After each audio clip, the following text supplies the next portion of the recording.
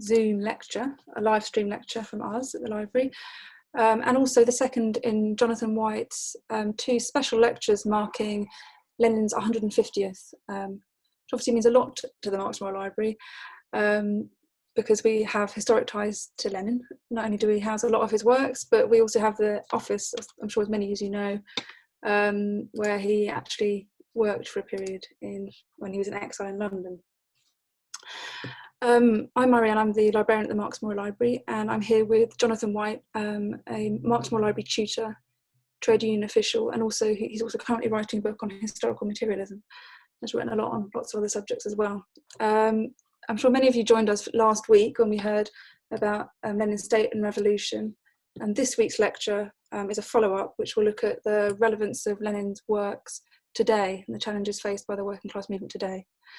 Before we start, I won't take up too much time. I'm just going to deal with a little bit of housekeeping and also introduce you, I'm sure many of you know a lot about us already, but to the Marx Memorial Library and some of the work we're doing, particularly digitally at the moment in the current circumstances.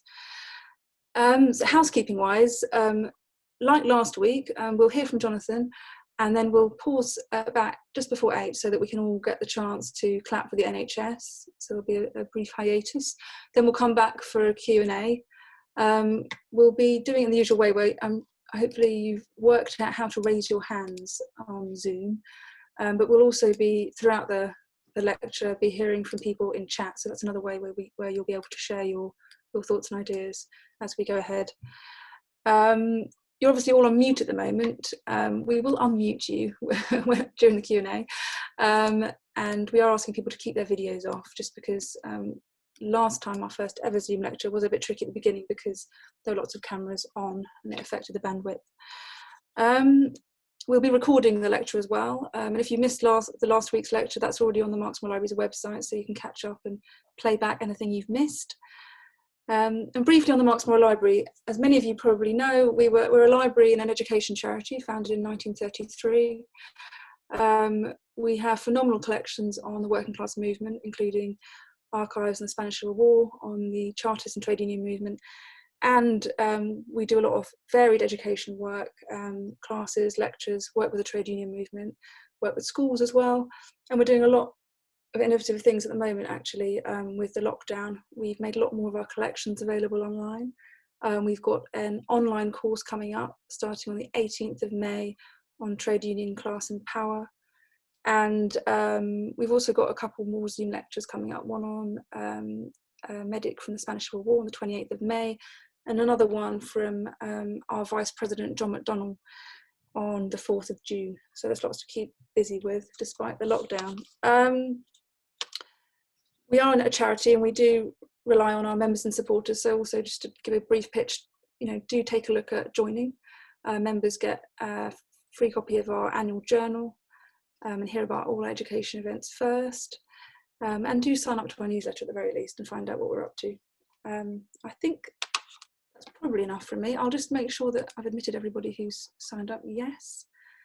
Right, well, I'll hand over to Jonathan.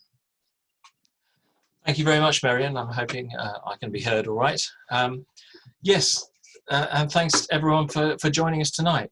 In the last lecture, I argued that the historical significance of Lenin's life and work and of state and revolution had to be understood in a Marxist way, that Lenin's significance lay in the way that his thought reproduced in the form of theory the dominant tendencies that were at work in the capitalist mode of production at the beginning of the 20th century, and reproduced them in such a way as to enable him to become the leading figure within the Bolshevik party, for that party that best grasped the nature of the revolutionary situation in Russia in 1917, and enabled that party then to turn that theory into decisive action, which had a transformational effect not only on the relations of production in Russia, but which altered the balance of class power and affected the development of the capitalist mode of production across Europe throughout the 20th century.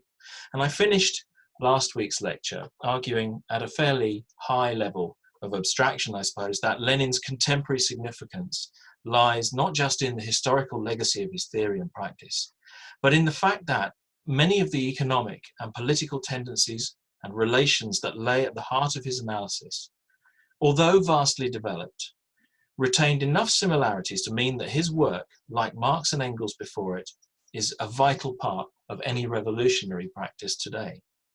So to recap last week's key points.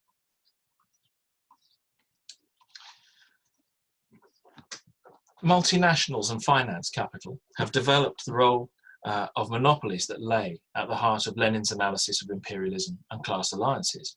The laws of motion of capitalism, analysed by Marx, have showed that these capitals continually restructure and annihilate older and smaller competitors, and every breaking crisis of capitalism shows this clearly. Imperialism, including the specific dynamics and analysed by Lenin of military state machines being deployed in the interests of internationally oriented capital, is still with us, most notably in the form of the US attempt to exert its military hegemony across the globe. The working class is still continually being made and remade as capital recomposes itself across the globe, thrown together into combinations of vast social production. Peasantries still exist across the world, particularly across the economies of the third world, the global south, now embroiled in a battle with agricultural multinationals. Smaller capitals organized into smaller SMEs, for example, are, as we saw above, continually being mown down by the monopolies. The basis for class alliances, the kind of class alliances that Lenin analyzes throughout his work against monopoly capital, still exists. And the state, which was supposed by many to have been rolled back or to have retreated, emerged into the glare of publicity in 2008 and 9 to bail out the banks, and is now massively intervening in the reproduction of capital and the working class to shore up the monopolies today. And the fate of attempts to introduce socialism purely through elected governments since the 1970s shows that socialists still need to take the power of the state as a whole and its non-neutrality, its non-class neutrality, seriously. And finally, and possibly most contentiously, I suppose, I talked about the actuality of the revolution. Lenin was part of a group of Marxists who recognized that history was not progressing neatly towards a future that would simply become socialist, but it was moving onto the threshold of socialism now and presenting the working class with the actuality of revolution. Forces were at work that were not only laying the basis of the socialist mode of production in the present, but the uneven development of capitalism and the emergence of imperialist war presented the working class with the very real prospect of revolutionary outbreaks and the collapse of particular ruling classes, and the stark choice faced the working class of bringing socialism into being or hurtling into barbarism. Now, in this lecture, I want to turn to look a little more concretely at the situation facing the working class movement in Britain today, and suggest some ways that these tendencies that I've outlined, analysed by Lenin, are playing themselves out in Britain today, together with some suggestions for the implications of that analysis for the British working class movement and all who fight for socialism. And the first feature I want to talk about is the tendency towards monopolization, the growth of finance capital and imperialism. Monopolies dominate the British economy today. According to the Office for National Statistics, there are just over 7,000 large firms in Britain. That's anyone employing over 250 people, employing roughly the same number of people as 1.5 million SMEs in the UK economy, and with a far bigger collective turnover. Multinationals dominate the big business sector in Britain. 14 of the world's top 100 biggest non-financial multinationals are based in Britain. Secondly, this monopoly capital invests massively overseas. British capital invests far more overseas than at home. The value of overseas investment by British companies dwarfs the value of GDP. GDP in 2018 was 2,000 billion, while overseas investment was worth 9 times that. Thirdly, British monopolies are increasingly foreign-owned. According to the latest ONS figures, a record 55% of all quoted shares on the UK stock market are held by overseas companies. as are 57% of FTSE 100 companies and almost half of the alternative investments market. And the majority of these shares are owned by US unit trusts and financial institutions, with European ones close behind. Fourthly, British monopoly capital is heavily concentrated in finance, retail and services. In 1984, the FTSE 100 included 39 manufacturing giants in the food, tobacco, aerospace and pharmaceutical sectors, whereas in 2007, only 15 of the top of the FTSE 100 firms were in manufacturing, and they employed between them no more than 100,000 workers.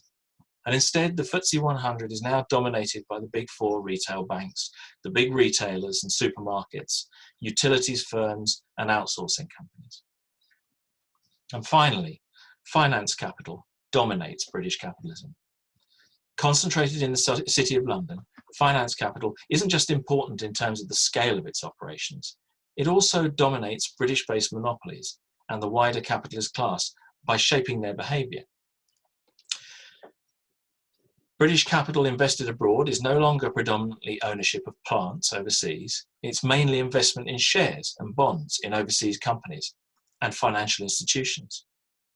Shares in British companies are mainly owned by US-based financial institutions, while corporate debt is mainly owned by banks and investment funds. So what are the implications of this analysis for the working class movement? Well, firstly, overseas ownership and orientation of British capital commits Britain to an imperialist outlook and to a strategic alliance with US imperialism, which leads it to intervene repeatedly in oil regions of the world and to prioritize military investment. It also commits it to free trade, to promoting free trade across the world and opening the world's economy up to free global capital markets. It also makes it difficult, this overseas ownership, for British capitalism to develop a coherent response to domestic political and social crises. And you can see this in issues like the Brexit vote and the COVID-19 crisis. Financial ownership of equity and debt means that multinational monopolies squeeze every drop of profit out of their supply chains to keep the dividends flowing to the investment banks and the private equity funds who own their shares and bonds. And this keeps British monopolies fixed on delivering shareholder value above investing in research and development, for example. Now, this is a global phenomenon to an extent, but it's recognised to be a particularly acute problem in the British economy. That means that supply chains are brutally squeezed. Supermarkets and construction firms drive down the prices that suppliers can charge while lengthening their own payment terms, and banks refuse to extend credit to SMEs. Britain's ruling class is dominated by domiciled monopolies that are focused on extracting profits from global financial markets and arms sales, and at the same time is thoroughly penetrated by overseas capital which seeks profits from financial services, retail and distribution from privatised public services. So, to put it bluntly, the condition of Britain's working class is not even of secondary concern to these monopolies. While even those sections of British capital that are rooted in the reproduction of its own domestic workforce, those in services who are dependent on British workers' spending power, are in many cases multinational, foreign-owned and relatively mobile across international markets. So when we talk about the British ruling class then, more than ever, we are talking about vast concentrations of internationally mobile capital with very little allegiance to or interest in the condition of Britain's working people, or even of many of its smaller and medium enterprises. Now, this is important because the dynamics of capitalist development are exposing a critical antagonism within the capitalist class, broadly defined, between the monopolies and their finance capital controllers on the one hand, and the mass of the British people, the working class, and the smaller to medium capital and business interests in Britain. An objective basis, therefore, exists for a strategic alliance between the working class and many sections of smaller to medium capital in Britain. But if such an alliance were to have any impact on the power of the monopolies, it would have to confront the organised power of big business through the state. Now, the financial crisis and the COVID-19 crisis have exposed the extent to which monopoly capital depends on the state. Now, this only reveals the truth that in the era of monopolies, the state has become more important and begins to play a new role in the capitalist economy. Lenin called this state monopoly capitalism, and he described it as the last rung on the ladder towards socialism because of the extent to which the state began to build social infrastructure and foster the development of new forms of social labour and production in the economy. Now, later Marxists more fully developed this analysis, the analysis of this phase of capitalist development, showing how the tendency to concentration and centralization of capital created these vast transnational monopolies in industry and finance, while throwing workers together in large-scale formations of social labor, forcing them to organize and resist, and creating organized labor movements. Its anarchic growth led to the formation of world markets over which monopolies competed for control, generating imperialist expansion and drawing the state into colonial and then world war. Capitalism's crisis tendencies then were played out on a vast global scale, generating economic instability, heightened class struggle, and revolutionary outbreaks, as was seen in 1917. In the quest to moderate these contradictions and at the same time support the pursuit of monopoly capitalist profit across the capitalist world, the state began to assume a new role, not simply as the special bodies of armed men guaranteeing private property, the kind of people who crushed the Paris Commune, but as an economic agent in itself. During this phase, the state appropriates surplus value in the form of taxation and throws it back into the circuit of capital in various ways, making it available for further accumulation. State monopoly capitalism, Marxists argued, can't resolve capitalism's crisis tendencies. They're now simply manifested at a higher level. The state now directly assists monopolies in destroying smaller competitor capitals. Monopoly capital is played out competition is played out internationally with state support, and class struggles take place on an expanded scale. However, by bringing the state, the political sphere, into direct relationship with the circuit of capital in the economy, the emergence of state monopoly capitalism does create new potentials for socialist advance and new objects of class struggle. So, taxation, public spending, the state control of credit, monetary policy, central banks, nationalized industries and welfare systems, all of them represent social levers, state instruments with force over an entire society.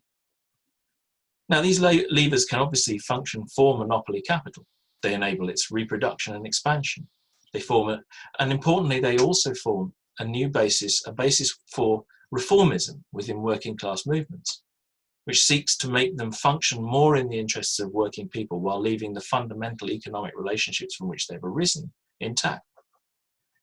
Alternatively, however, they could potentially function as levers of social control over capital in the hands of a revolutionary working class able to challenge and take state power. Now, all of this was developed in outline form by Lenin, but much more fully developed by subsequent Marxists as state monopoly capitalism itself solidified across the 20th century. Now, you can see this in Britain, throughout the middle period of the 20th century, the state became increasingly embroiled in the direct restructuring of British productive capital through mergers, nationalisations. It began to help reproduce Britain's reserve army of labour through health, education and welfare spending, and in replacing the private credit market through the Bank of England and the Treasury. However, the economic and political dominance of finance capital in Britain, in the form of the City of London's grip on state monetary and fiscal policy, left British industrial capital with a competitive weakness. The City used the Bank of England and its influence on the Treasury to ensure that state intervention was privileged its own priorities, and that's mainly to preserve London's position as a centre of currency dealing in the global markets over those of any long-term state intervention in industry, for example.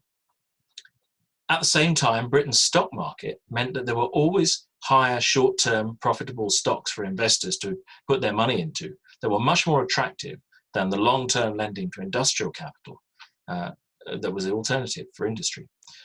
Finance capital's control of the state policy played a key role in accelerating Britain's deindustrialisation from the 1980s onwards. In the late 20th century, multinational and finance capital monopolies used their control of the state to launch a sustained attack on the working class to try to restore profitability and create new sources of financial super profit.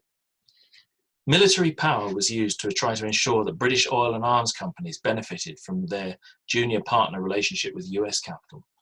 Diplomatic political power was used to promote free trade agreements and open up global capital markets in the interests of Anglo-US finance.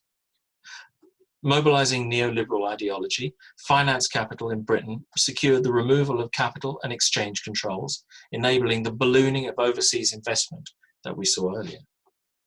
Deregulation of the banking sector enabled the movement of US investment banks into Britain and the takeover of many British financial institutions. Privatisation of the car and steel industries, coupled with membership of the European Union, helped accelerate the destruction of British industrial capitalism.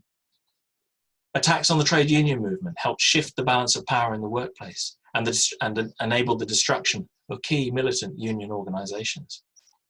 The privatisation of public services enabled the conversion of tax revenue into politically constructed and guaranteed profits for service multinationals, and the creation of new equity and debt assets for the financial sector to trade in. Sales of council housing fueled a private housing market that benefited mortgage-dealing banks, while cuts to state pensions and the closure of occupational pension schemes stoked the private pensions industry, both of them turning workers' income and savings into new financial assets. Now, although the ideology of neoliberalism is full of cant about the retreat of the state, what took place in Britain in particular was the formation of a neoliberal form of state monopoly capitalism, in which the state reformed itself around the priorities of highly mobile, internationally oriented finance capital and multinationals. And accordingly, it retreated from directly controlling the social reproduction of the working class for domestic capital and the wider capitalist class, instead turning this into a source of profiteering for financialized service monopolies. Now, the implications of all of this for the working class have become starkly apparent from 2008 onwards.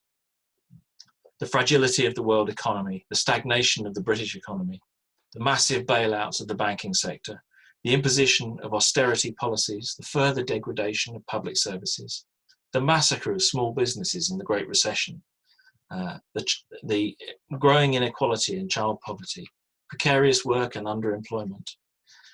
And this had political consequences.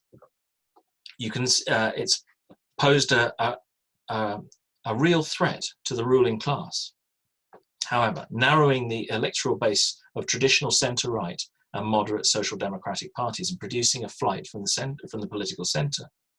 And in Britain, we can see that in the emergence of various forms of nationalism, of UKIP, and then following the hammer blows of austerity cuts, a resurgence of popular socialist politics in the left-oriented populism around Jeremy Corbyn's leadership of the Labour Party.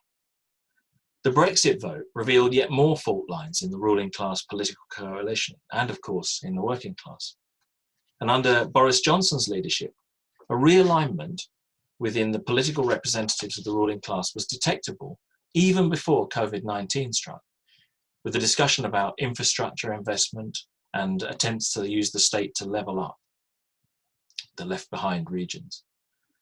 Political representatives of British capitalism, recognising the difficulty of holding the line on globalisation in favour of multinationals and finance capital, appear to be considering recreating a state that intervenes more in the production and restructuring of domestic capital and workers, although they will struggle to combine that with maintaining Britain as an investment haven for footloose global capital.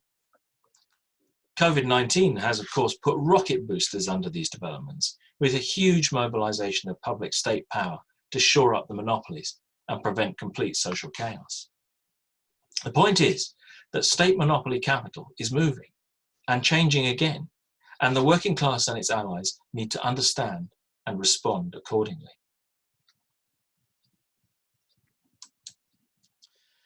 Now, given the narrowness and fragility of the ruling class's political rule, its lack of interest in working people and in small businesses, and the objective basis for an anti-monopoly alliance existing there, it is clearly possible for the organised working class to unite and build alliances with some sections of capital around a programme that is focused on forcing the power of the state to work for the broad mass of the people. Now, this must be focused also on seizing the manifest evidence all around us of the failure of parasitic big business to respond to the existential crisis for human populations, the abundant evidence of total market failure, and the evident superiority of the ability to control and plan provision of goods and services. It must be focused on uniting the broad mass of working people with smaller capitals around a programme that's aimed at the first instance at using the power of the state to plan and ensure full employment in decent jobs for all, ensure the provision of basic foundational goods in our economy, building resilience and a measure of sovereignty in food supplies, for example, taking complete control of our transport infrastructure, decommodifying the NHS and public services, removing the profiteers completely, providing the kind of credit facilities and shelter from market pressures that could allow a genuine flowering of small businesses and cooperatives, the kind of businesses that are simply being crushed without the protection of the state. Building new manufacturing industries around the needs of people, industries that supply public health equipment and provide the basis for the longer-term decarbonisation of our economy, for example. And resetting our trade relationships away from a free trade mantra that really only serves the big monopolies to ones that are built on genuine multilateral development around planned social goals. Now, in a sense, this is just peace, bread and land rewritten for our own struggles today: jobs, health and a sustainable future. It's a common sense programme that uses the power of levers of state monopoly capitalism to tackle the needs of the people and make inroads against monopoly and finance capital in Britain. It will entail expropriating multinational capital in public services, building new publicly owned financial institutions and manufacturing enterprises, and controlling or expropriating the major banks, for example. The power of the national state, properly understood, means that no less and somewhat more than in Lenin's day, control of its apparatus must be a strategic objective for the working class movement. And I want to say a word here about internationalism, because controlling the nationally organised state apparatus is in fact the cornerstone of genuine internationalism. It's not a sign of some chauvinistic nativism, as some on the left would today have it. Internationalism, for Marxists, starts not from slogans or ideals about free movement or no borders, but starts, as Lenin would have started, from a concrete analysis of the way that multinationals and finance capital have used the power of the state to further their interests. In Lenin's day, the predominant way in which this was visible was in the colonial expansion and inter-imperialist rivalry that drove Europe into a globally articulated war in 1914. And that form of imperialism is, as I've said before, still with us, most notably in the brutal exercises of military force conducted by the US state. But it has increasingly been supplemented by a web of free trade treaties dominated by the advanced capitalist states, and with the objective of transferring surplus value out of the global south, and with the emergence of cross-national treaty-based organisations like the European Union.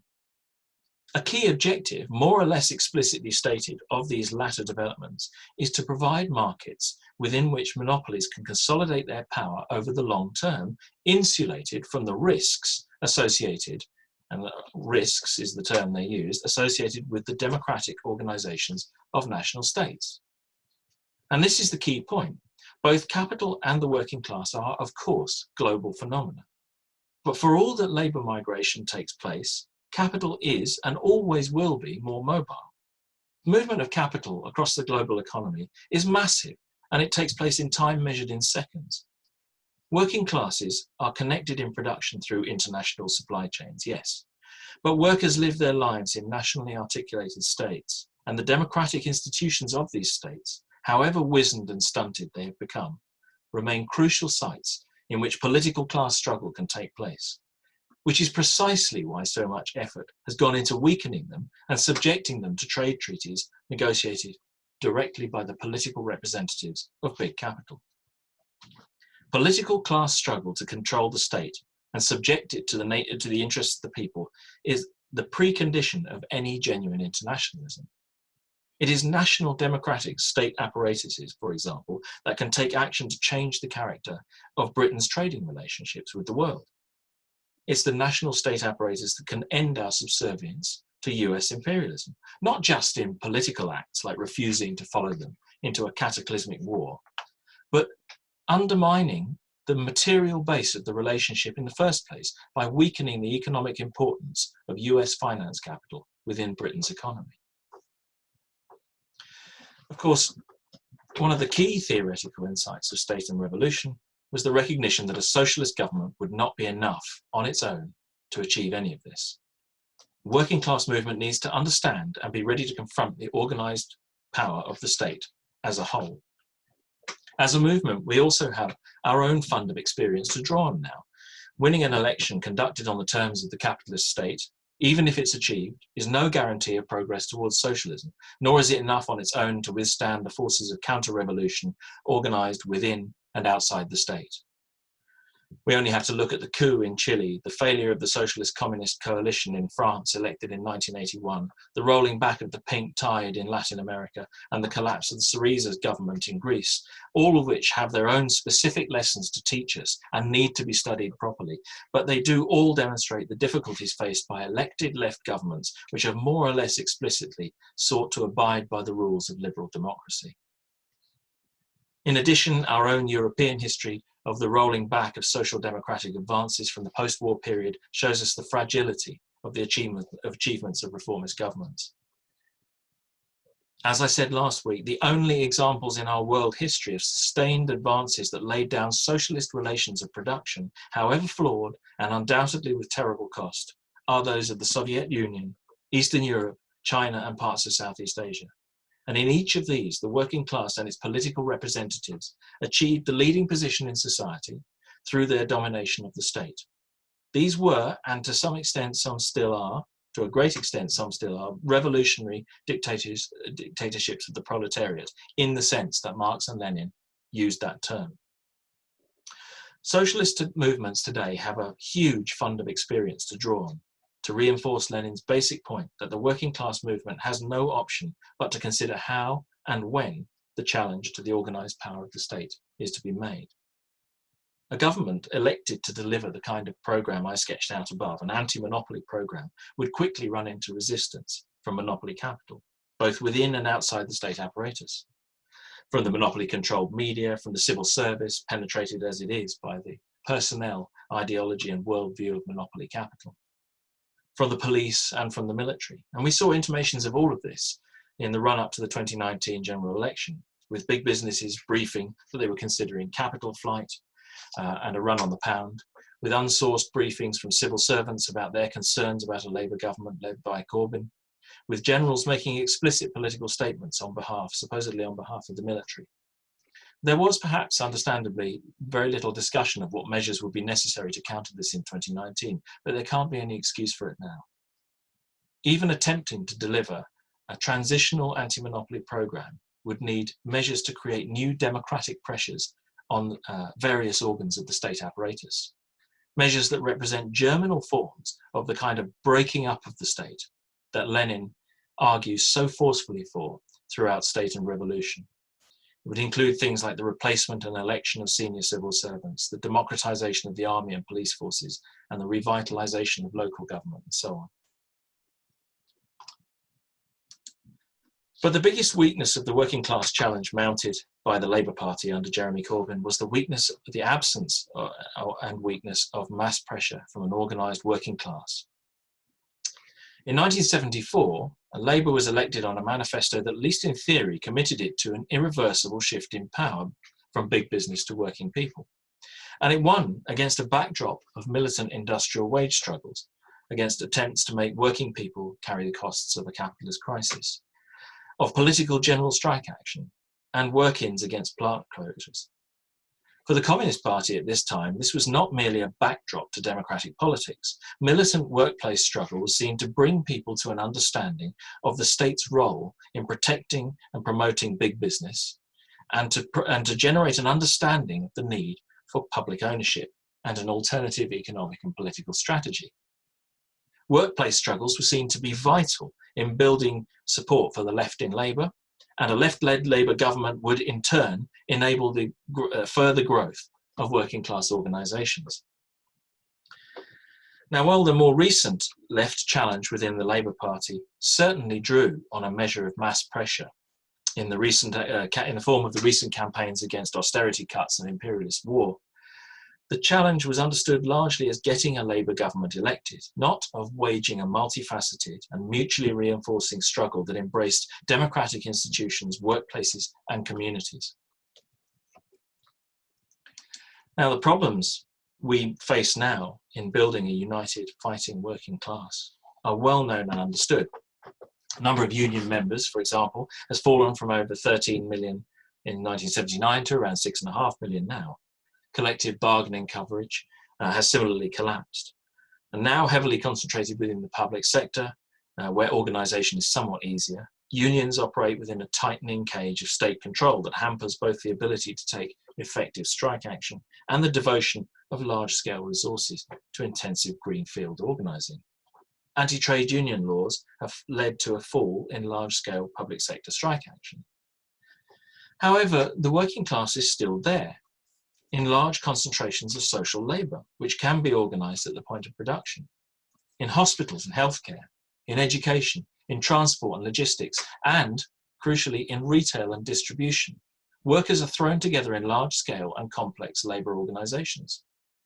If we can build the kind of leadership within the union movement that can refocus the movement on breaking out of its old strongholds in a strategic way, and which can develop smarter and decentralized industrial action strategies that draw people into effective mass action around the restraints of the law, then union renewal is not out of the question.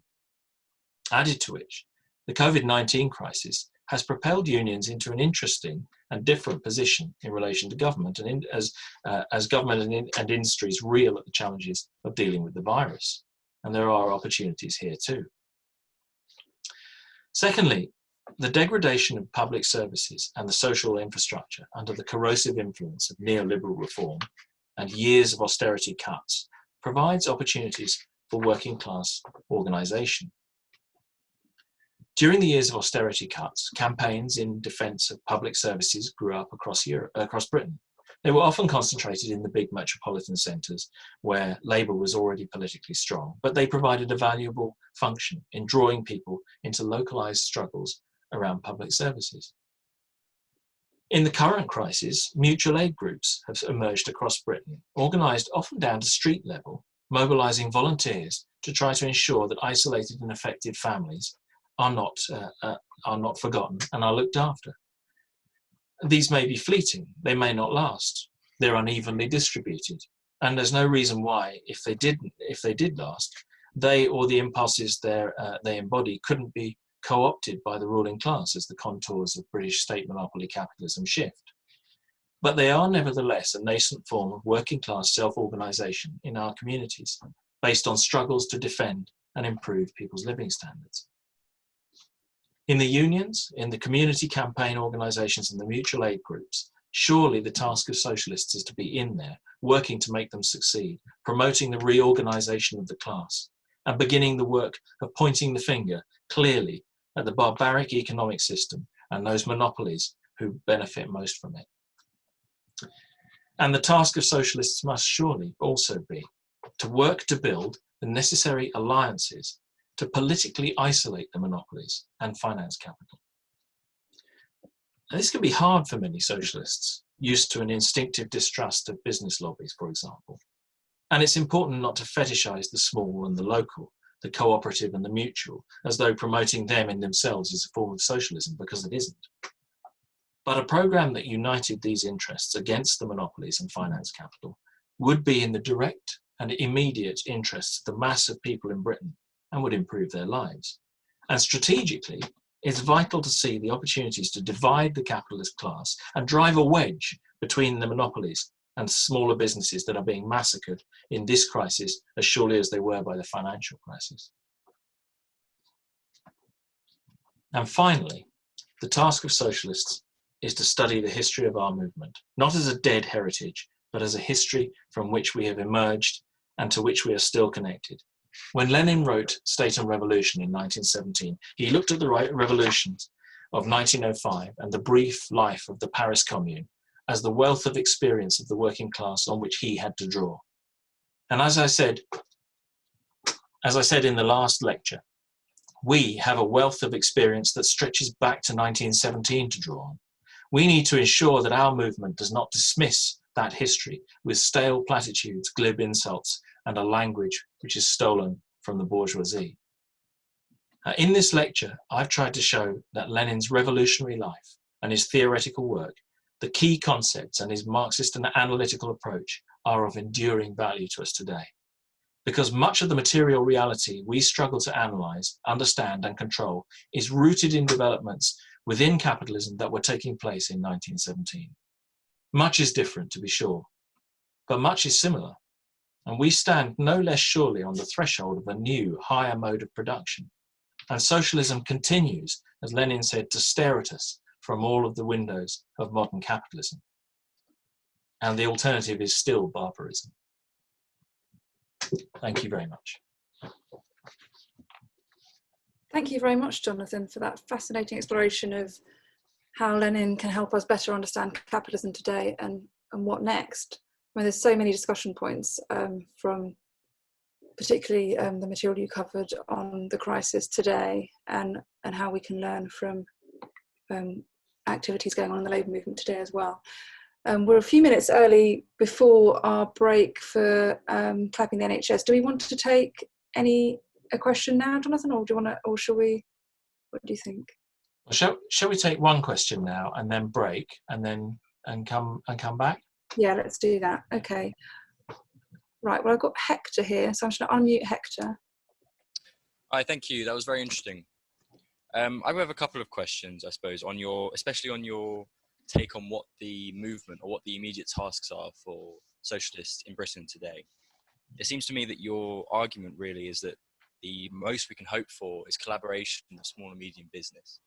And for me, that seems completely the complete antithesis of everything Lenin would argue. For me, it seems that the most you argue is that we can curtail the effects of capitalism by somehow driving a wedge between the working class and monopoly capital, I think were the words you used. But surely the very process of the centralization of capital, which Lenin talks about, capitalism will inevitably tends towards big monopoly capital. And without changing that fundamental nature of capitalism between bourgeoisie and the proletariat, without getting rid of that contradiction, that antithesis, you would always have the re-emergence of monopoly capitalism. This seems like a completely, the wrong way of looking at it, from looking at it on its head rather than attacking the real roots of the problem. And it seems to me also that small and medium business will always side with big capital over the working class. This seems completely utopian to hope for some kind of coalition with small and medium business, with the petty bourgeoisie. And Marx realized this back in if you read the manifesto, he very clearly states that there can be no collaboration with the petty bourgeoisie because the interests of the working class and the interests of the bourgeoisie, even the petty bourgeoisie, are complete opposites. And so you can never have a collaboration between the two. So my question is, is that really all the working class can hope for in Britain today, to curtail the worst excesses of monopoly capitalism in a union with small and medium business to I can't remember the exact Marx quotes, but to slightly improve conditions of slavery rather than really breaking the bonds of capitalism? But it was very interesting. Thank you. Marion, can I take that now? Because I think it's a really interesting question, and I want to come straight back on that one. No, definitely not. It's not all the working class can hope for. You're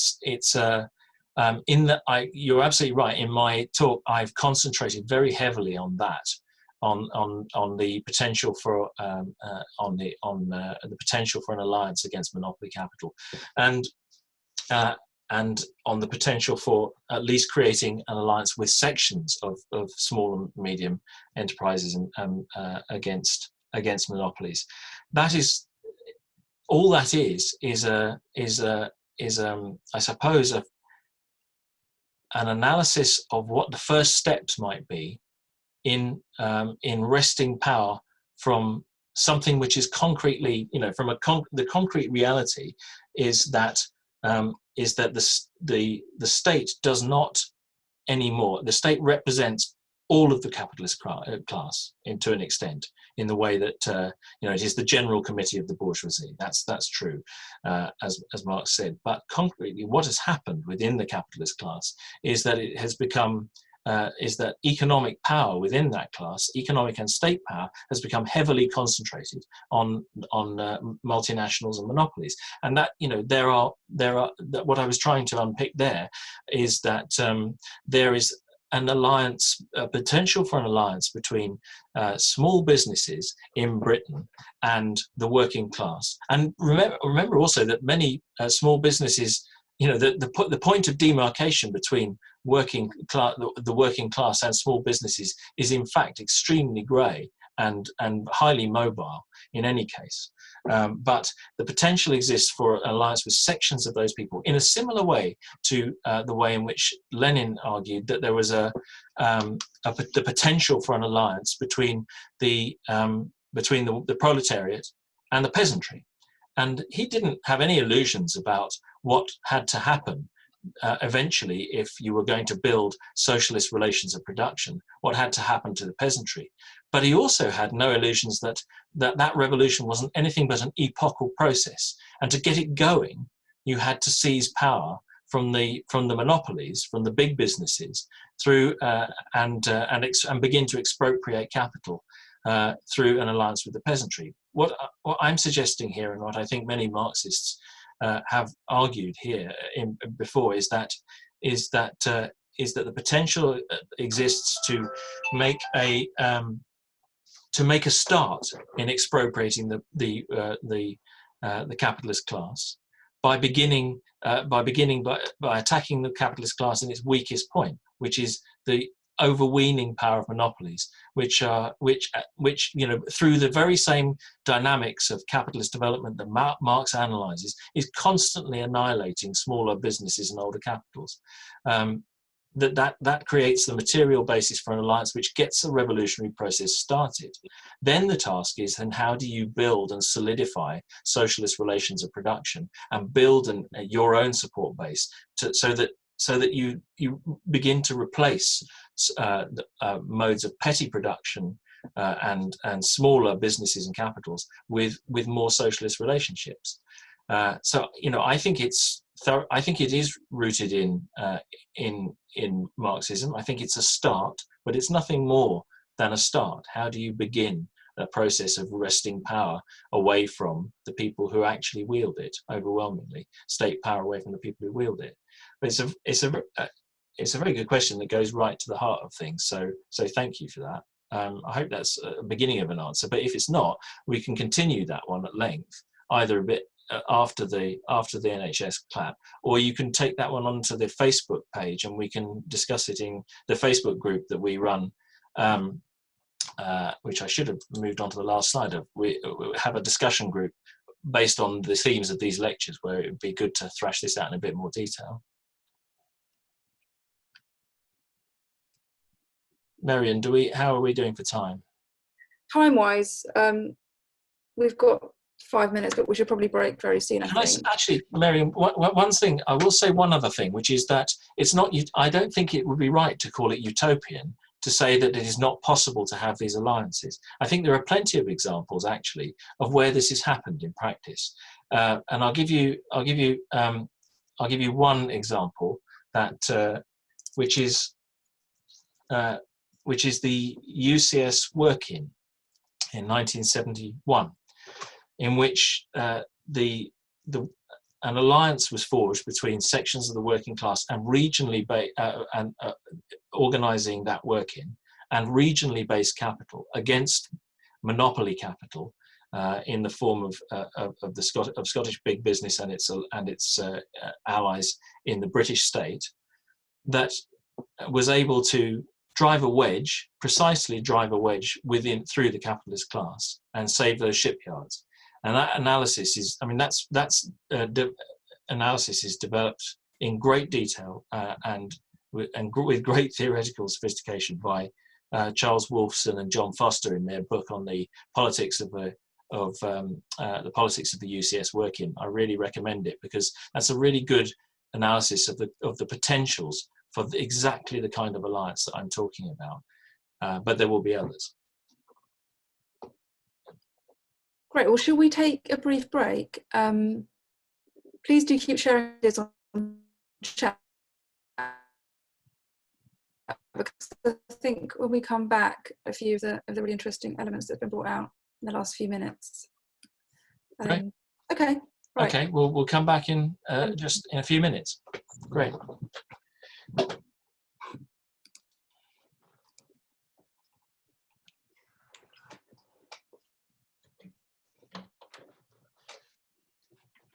See you shortly, everybody.